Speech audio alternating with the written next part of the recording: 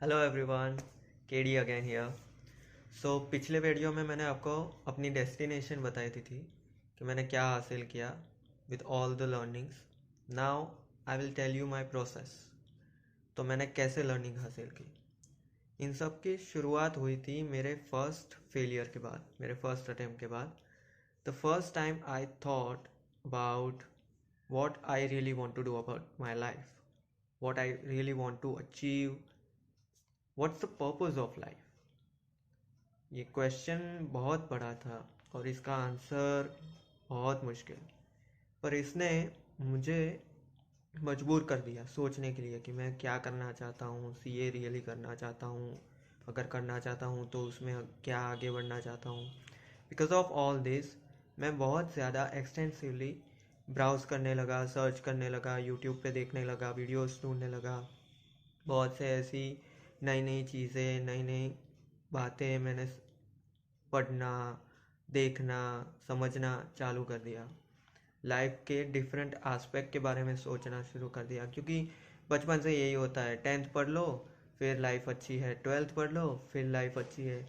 When you realise के कितना भी कुछ भी कर लो लाइफ में प्रॉब्लम्स आती रहेंगी, लाइफ में स्ट्रगल हमेशा रहेगा। There will be no like dream come true life, जहाँ पे आप आराम से बैठोगे पूरी तरह से इजी, कोई काम नहीं है, सब कुछ हाँ मस्ती चल रही है, मज़ा चल रहा है, पार्टी चल रही है। You will not have, bore हो जाओगे थोड़े टाइम बाद, उस लाइफ में जी भी नहीं पाओगे कभी। So when you realise this you try to now do more instead of less, you try not to be lazy। और इसी वजह से मैं और ज़्यादा पढ़ने लगा। आप जो इतनी बुक्स देख रहे हो ये तो अभी बहुत बढ़ चुकी है, उस टाइम पे मेरे पास इतनी ज़्यादा बुक्स भी नहीं थी। फिर भी मैं कहीं से भी जुगाड़ करके बुक्स लाता था, मोबाइल पे सर्च करता था, ऑडियो बुक सुनता था, बहुत सी चीज़ें की, बहुत सी लर्निंग हासिल की। Not only about the CA, also about the health, wealth, personal finance. हर एक टॉपिक पे, हर एक चीज़ पे मैंने जितना, मुझे जहाँ पे इंटरेस्ट था, जिस चीज़ पे मुझे लगा कि मुझे जानना चाहिए, समझना चाहिए, मैंने पढ़ना शुरू कर दिया। अगर आपको पढ़ना नहीं पसंद तो आप यूट्यूब पे सारी चीज़ें देख सकते हो। अब तो ऑडियो बुक्स अवेलेबल है, वो भी सुन सकते हो। स्पॉटिफाई पे बहुत सारे पॉडकास्ट सुन सकते हो। इट्स ऑल्सो अबाउट कि आप किसे सुनते हो, कहाँ से नॉलेज लेते हो। बिकॉज जब आप नॉलेज गेन करने के लिए कुछ भी किसी भी सोर्स पे रिलाई करते हो तो वो कितना ऑथेंटिक है, वो कितना अच्छा है। बिकॉज लोग कहते हैं बुक्स पढ़ना बहुत बोरिंग है, पर एक बुक में एक आदमी अपनी पूरी लाइफ का एक्सपीरियंस शेयर कर देता है, या बहुत सारे लोगों के बहुत सारे एक्सपीरियंसेस, एक क्रक्स मिल जाता है आपको। वो छोटी सी किताब एक हफ्ता लेगी आपका, पर वो एक हफ्ता कई सालों की नॉलेज को एक ही बार में आपको प्रोवाइड कर देगा। उस बुक को आपको एक बार नहीं, 3 बार नहीं, 5 बार नहीं, कई बार पढ़ना पड़ेगा, तब जाके हर एक चीज़ आप हैबिचुअल हो पाओगे। It's also not about only gaining the knowledge, it's also about making a habit of applying that knowledge. अगर वो इम्प्लीमेंट नहीं होता है, अगर डे टू डे लाइफ में उसका आप यूज़ नहीं करते हो, तो वो नॉलेज किसी काम की नहीं रहती। Same with the knowledge of your career. अगर आप सीए कर रहे हो, आप जो भी चीज़ में आगे बढ़ना चाहते हो, तो एक बार उसका प्रैक्टिकल एस्पेक्ट भी देखना उतना ही ज़रूरी होता है। वॉट एवर यू लर्न, आप सच में अगर किसी भी एक फील्ड में इंटरेस्ट रखते हो, related to any subject you have in your career, तो उस पे कितना डीप रिसर्च आप कर सकते हो, उस फील्ड के एक्सपर्ट्स के बारे में आप कितना जानते हो। ये चीज़ें बहुत बोरिंग हो जाती है कई बार, बिकॉज कंटिन्यूसली वैसे भी हम पढ़ रहे रहते हैं उसके बारे में, अब और गेन करो। पर जब आप उसको एज अ प्रैक्टिकल एस्पेक्ट देते हो कि ये एक्चुअली में जब इम्प्लीमेंट होगा, यहाँ पे काम होगा, तो क्या रिजल्ट होगा। Let me give you the example. जैसे मुझे मार्केटिंग स्ट्रेटेजी बहुत पसंद है, स्ट्रेटेजिक मैनेजमेंट।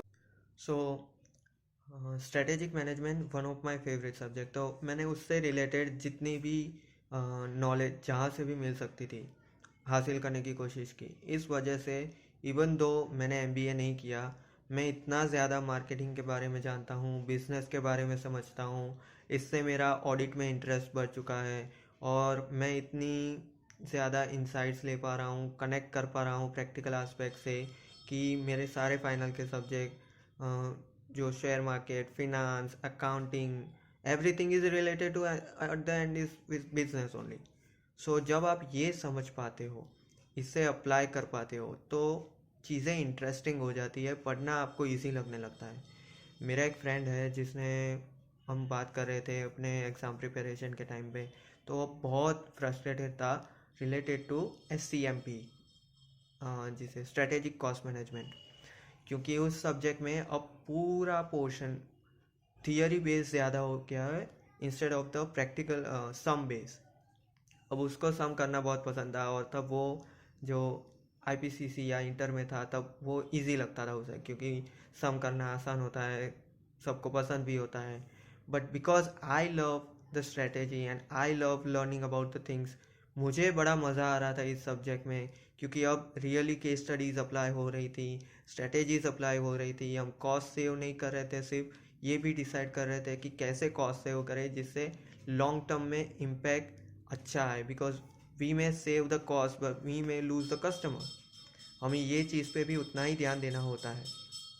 ऐसे इंसाइटफुल थिंग्स किसी को बोरिंग लग सकते हैं अगर वो उस प्रैक्टिकल एस्पेक्ट को ना समझ पाए, तो it's all up to you whether you learn by just by hearting things और learn with the deep understanding about that. ये सब चीज़ें आप इवॉल्व कर पाते हो।